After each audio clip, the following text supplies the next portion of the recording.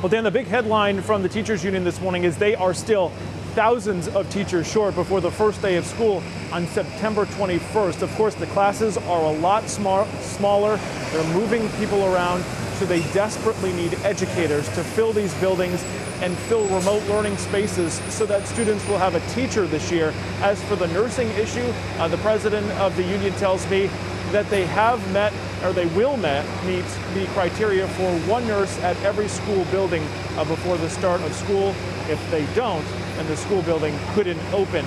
The other major headline today is that 10 buildings across the 5 boroughs are not opening because they did not pass the ventilation tests.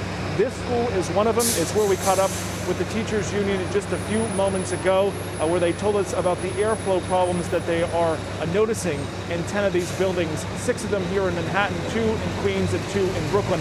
This is a look at how some of that testing was actually done. A whistleblower at the MOK school on the Upper West Side sent us this video of technicians from the city doing inspections with toilet paper at the end of a stick, which raised a lot of eyebrows. Turns out that school is one location that didn't get the green light to open either because there aren't enough windows.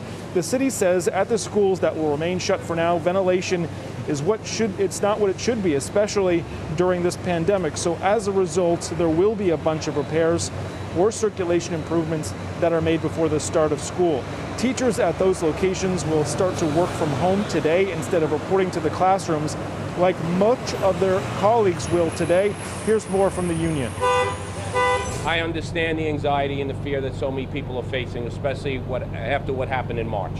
There is not just one entity making decisions anymore. Everyone is looking at all of the information together and then making the correct decisions. The decisions are based on science and doctors, not elected officials. We are down in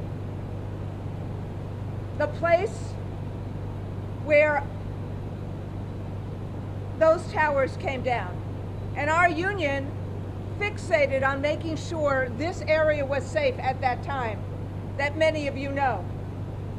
That fixation is consistent with today, except today it is a pandemic. And they said that all of the decisions to may open based on science, and that is in fact how they will keep the students and the staff safe. Remote learning begins next week, and the first day of school was pushed back to September 21st, so everyone can get used to this new normal. Live in Lower Manhattan, I'm Anthony DiLorenzo, Pix 11 News.